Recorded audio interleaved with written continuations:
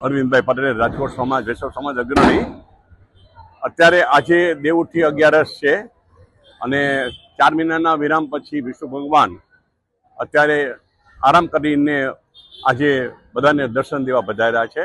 આ રાજકોટની અતિ પ્રાચીન, લગભગ 275 વર્ષ પ્રાચીન જૂની બાલકૃષ્ણજી હવેલી છે અને આ હવેલીમાં આ નિધિ સ્વરૂપ અહીંયા શ્રી બાલકૃષ્ણલાલજી અને સાથે સ્વામિનીજી પણ બિરાજે છે.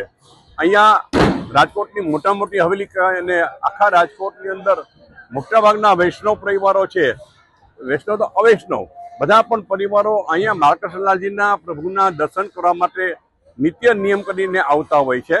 અને આજે દેવઉઠી 11 છે, અત્યારે બીજા ભોગના દર્શન પણ ખુલી રહ્યા છે. આજે જાગરણ છે અને આ જાગરણનો પહેલા ભોગ અને બીજા ભોગના દર્શન ખુલી ગયા છે અને સવારે 4 વાગે મંગળા થશે અને 6:30 વાગે રાજભોગ અને તિલકની ઝાંકી થશે.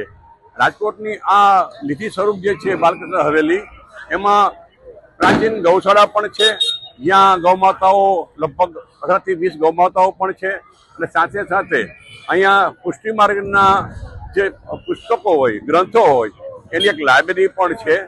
અને અતિ પ્રાચીન આ જે હવેલી છે એને નીચે પણ આ મોટા સંકુલમાં અહીંયા પરિક્રમા કરવા માટેનું પણ એક સુંદરની વ્યવસ્થા છે.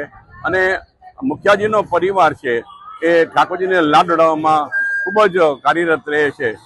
અને આપ જોઈ શકો છો કે આ અત્યારે આટલી બધી ભીડ રાજકોટની અંદર આ એક જ હવેલીમાં જોવા મળે છે. અને જેમ જેમ હજી સમય જતો જશે એમ લોકો વધુ લોકો અહીંયા દર્શન કરવા આવે છે. આજે તુલસી વિવાહ છે અને ઠાકોરજીના તુલસી વિવાહનો આ પ્રસંગ આજ બધા એનો આનંદ માણી રહ્યા છે.